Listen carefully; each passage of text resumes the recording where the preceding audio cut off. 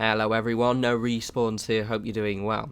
So I recently got my hands, released today in fact, Conan Exiles. The developer Funcom were kind enough to give me a CD key after I asked very nicely, and I've been playing it pretty much all day, and I wanted to give you guys my first impressions of the game, because some of you might be used to the entire setup. It's very, very similar to Rust or Ark, but some of you may be kind of quite new to this style of game. So to kind of give the overview, it's currently in early access. It literally just went live. To be honest, I do believe the game has been in beta or alpha, whatever the term is, for about a year prior to this when it was announced. However, I basically have just been waiting until it actually went on Steam in early access. Now, just first things first, overall, just to give you guys kind of those who've just clicked on the video, I like this so far. It's worth noting over there quite a few issues with it. A big one, if you go on Steam right now, you'll see the reviews as mixed. However, if any of you have played these kind of games before, know exactly, I pretty much, when I saw mixed, I was like, I know exactly what the issue was going to be, and it exactly was the case. Basically, any online game release day, especially one like this where it's clearly going to be a little bit more popular than the devs realise, is going to have server issues, and that seems to be the case. To be honest, I went on the Steam store, saw the reviews, saw the server issues, and immediately when I started the game, hosted a private server instead, so I could just get the footage you see in front of you, but also just kind of play around. And to be honest, I'd recommend doing that. Unless you really want to play with your mates, I'd just maybe be Billy No Mates for a while, yeah, like me. It's fun, it gets you used to the game, and that way, because they will patch it. This happens with I mean, if you play PC multiplayer games like this happens all the time. But ignoring the fact of that, and if you look at the other reviews as well, they seem to be following my opinion, which is pretty good for an early access game. So what about it so far? Well, firstly, it's really, really, really nice looking. It's not like... it's really, really nice looking for this style of game. That's a better way of wording it. It's not, for example, kind of AAA standard, kind of single-player game, kind of beautiful graphics. However, for quite an open-world multiplayer game, it's really, really nice looking. Some of the visuals are just, especially like with the desert where you first start off and seeing kind of the massive towers and these giant statues. Also, the water effects are pretty grand as well. In terms of the setting, I quite like it as well, because I know that Funcom, as an Age of Conan, they've developed before, so there's quite a deep lore surrounding the Conan universe. So I've watched the films a long time ago. I haven't watched them in a while, so everyone's familiar with who Conan is. But I was surprised at how narratively driven the game was. Like, I watched the launch trailer when it, the most recent one, when it came out, and I was like, oh, this is cool, I like this. But I assumed that would be the only kind of backdrop lore element of the game that you could experience, outside of, Gamepedias and things like that. But I was really, really surprised, because when you start off, I'm not going to spoil anything too much, but, you do pick up books and letters that kind of are actually narrated as well, with particularly gruff barbarian-style voices, and it gives you quite a lot of, just a kind of feeling of context and kind of the wider universe, but also it doesn't stop, because I thought it would only be the starting, where you initially start off and you're kind of led down a certain route and you pick up another book, but I actually stumbled across another letter in a random little abandoned campsite later in the game, and that was narrated too, and it was like, oh, this is really, really cool, and so I was quite impressed. I also, those of you who, I haven't showing any character development here, but if you look on the character development, you actually get to pick exactly what tribe you're originally exiled from, as well as your religion. They're going to be adding more religions later in the game, so there's quite narratively driven. Like, for example, the game that I kind of compare this to the most is probably Rust, and that's not just for the swinging dicks, but also Ark as well. Now, I didn't really get to play Ark very much, but Rust I did play quite a bit, and both of them, they had kind of a setting, but there wasn't really a narrative in the same way that it looks like they're trying to go down with Conan Exiles, which I'm all for, by the way. I mean, I don't think they should have any kind of story elements. I don't know if they'll do maybe follow a more MMO route with actually having raids or dungeons, but it's nice to have this explorative element to the game where I can actually look around and maybe kind of search it, because it makes me really look around now and think, oh, I want to find them. There's a little bit of an issue I actually have with the story elements and the letters, the books you find, in the fact that I died and I couldn't find my corpse and you lose them. So I think one thing that I hope they gets changed later on is maybe have these story elements kind of survive through death, just because, you know, it's a bit of a shitty thing to lose. You know, I like the idea of collecting loads of books and scrolls after a kind of eventual long extended period of time. Anyway, enough of the kind of setting. So character design was pretty cool. I had quite fun. It's pretty standard stuff. I found that I couldn't make my character look particularly unique compared to, and they give you quite a wide variety of options. Obviously has the Rust style. Well, actually not the Rust style at all, actually, because obviously remember Rust has a kind of, I think they have dick size dependent on your on your Steam ID, but this one is you can actually adjust the length. For my videos, I have turned all nudity off because I don't want to get my videos age restricted. Sorry, you'll have to get your fix somewhere else. But yeah, the character design's pretty good. It's not like amazing. I kind of found that I couldn't really make a character really, there aren't many options, you know, just have, you know, kind of making your jaw thicker, filling your cheekbones, making your eyes, but it's still pretty cool. And they've also, the devs have mentioned that they're going to be adding more things, that they don't currently have beards yet, which is just a travesty. And also kind of tattoos, I think they're adding as well, and war paint. So that stuff is to come. Just on a side note, those of you who aren't familiar with how this game is probably going to pan out in terms of the dev cycle, those of you who played Rust or Ark, I was more familiar and following Rust and games like The Forest as well, is the fact is that this will be an early access for quite a while, but if they are looking at how much effort they put into the game already, and looking at what they're planning to do, which seems very reasonable, you're going to get a nice, consistent addition of content. Free, by the way, free content to this game, hopefully, unless they do something scummy, in which case the backlash will be horrific. But it means that the game now will probably look vastly different to the game 12 months from now, which is going to be really, really cool. This is why I love games like this, and which is why I was very eager to get on this game in terms of kind of featuring on the channel right at the start, so I know that we can kind of track its development progress. Now, in terms of how the game functions, it's... well, there are the server issues. I found it's still a bit buggy. Some of people have mentioned this. I've noticed on the subreddit that some people have it where the game will just stutter randomly. Now, I said I was hosting it, so I was just playing an effective single-player game. But, so I shouldn't have been connected. I don't know how it works server-wise, but it seemed to... yeah, occasionally, for example, especially when I was, say, seeing an enemy for the first time, my computer is reasonably okay, by the way. I've got, you know, GTX 970, i5 6600K, about 16 gigabytes of RAM. It's not like a powerful, uber powerful PC, but it's upper mid, you know, it's pretty much what a lot of you probably have. So I could run the thing on Ultra and it worked fine, and the FPS was, you know, kind of about 60. But occasionally it would dip to 30, because obviously I had the view distance quite high, and I was recording. But yeah, occasionally I'd have these instances where it stuttered. Not game breaking, it seemed to be that the server actually stuttered, because I wouldn't, for example, suddenly rubber band, or, you know, when it would happen with an enemy, for example, it would just, the enemy would pause. So I don't really know if it might be my end or the server end. We'll see. You know, these kind of things get ironed out in the first month, or at least just get passable. But it didn't make it unplayable anyway. It's very hard. That was a thing that struck me. I do find that when I play these kind of games, especially when I was playing The Forest, actually really struck me as this kind of game, is that when I first started playing them, I'm a bit overwhelmed, and this definitely happened with Conan. This is a game that's really meant to be played multiplayer, and I will be playing with some friends kind of later down the line. For now, I just wanted to play it single player to get used to it.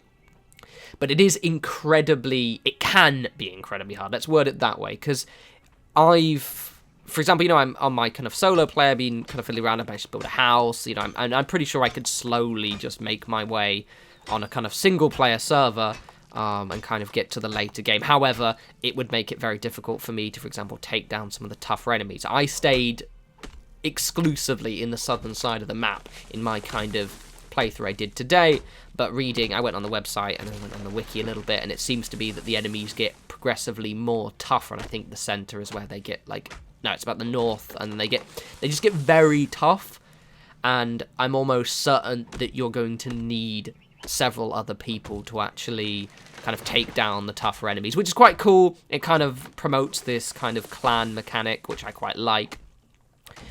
On the subject of the survival as well, pretty good.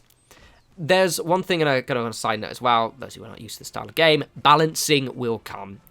I know a lot of people, and I was the same, you're going to be like, oh, fuck's sake, you know, it costs way too much wood to make this, or I get hungry way too fast, yada yada, or something like that. Things like this are balanced. The subreddit for this, which I'll actually leave in the description, is actually run by the developers Funcom.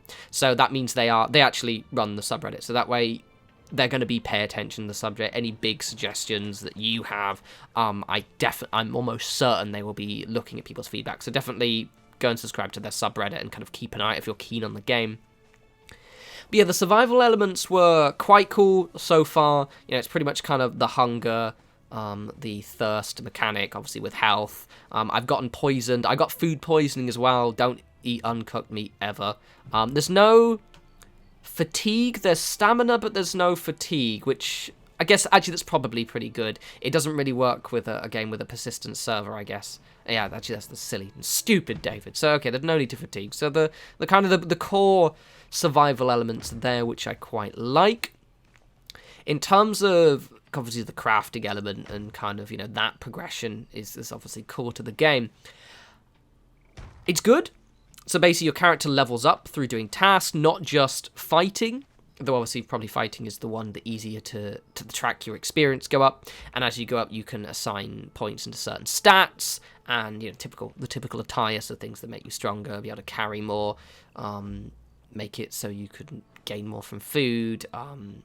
There's one for making it easier to shoot arrows, shit like that. But then also each level you get to choose a new recipe kind of group, the best way to look at it, because sometimes it's not one specific recipe to unlock. Now, it's a little bit confusing, and I think as you... So the way it looks is, initially at the start, I was like, I didn't really get it, and then it makes sense. So basically, as you get to level 2, you get the kind of first... unlocking the first few items, and then as you go further, it kind of goes down like a chain. One thing, and I hope they do this, is they really need to set the research of the recipes out like a web, so you can actually visualize the certain strands, because right now when you just put your cursor over something, it just kind of tells you which things you need. It's not as intuitive as it could be. There are also a couple of things which I feel that I'm undecided whether they should be behind a research wall to begin with. The big one is the campfire. Probably those who've been playing already have noticed that it's one... I think it's like 3 levels in, so you have to be level 3 before you can actually make a campfire. And also, it's also quite resource intensive, actually, by the way. Early in the game, trying to find those 50, I think it's 50 branches and 20 stone, really difficult. Obviously, if you've been, you know, I'm probably pretty sure I could kind of speed run it now and kind of get to that point without starving to death, but I did starve to death once by dint of the fact that it just took me ages to get a campfire together. But that might just be me being a noob. On a side note as well, there are one bug that I noticed, so don't do what I did. If you starve to death near where your respawn is, the reason why I mention this is because I started starving, put down a little sleeping bag thing, which, by the way, that sets your spawn point. When I died, I respawned right next to my corpse and immediately started starving again, even though I was full. So, little bug there. So, in terms of... Yeah, so that's pretty good. On a side note, actually, when I mentioned the spawn point, you actually place down a bed, which resets your spawn point. Now, they're these kind of sleeping bag things made of reeds. Once you die, that gets wiped. So basically, if you die again, you'll respawn at kind of the general spawn area, which can be a little bit of a pain. I did check on Reddit, though, and apparently when you have beds, that's a permanent spawn point. But looking at the way the character leveling is, that can be quite a long time. And that would be potentially a criticism I would have, actually, is it's quite slow going, especially for me. I played for a few hours earlier, restarted a couple of times, and I think I got to level 6. That's me playing, you know, like 3 2-3 hours kind of not really focusing on leveling. Now, in terms of the core thing, which I'm really excited about, and I know a lot of you are as well, is there is a base crafting element in this game. And, yes, I really, really like it. As you know, Davey does like his base building somewhat. And so I've had a look over it in terms of not only in the in-game menu, I've had a little bit of a play around making my incredibly shit little square box house. But I also looked on the wiki for kind of examples. And it's really, really good.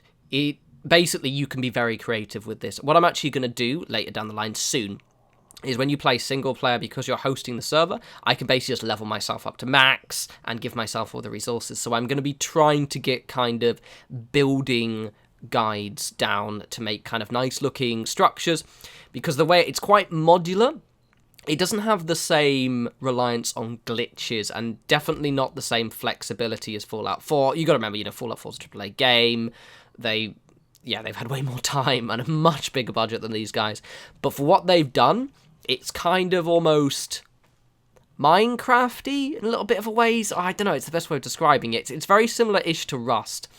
The way it works is, I'm looking at this as me from the wiki, not from me playing, but it works in kind of 3 tiers in terms of the materials. So you start in sandstone, brick, and I think it's a bit more of a cool-looking stone, but I don't know what.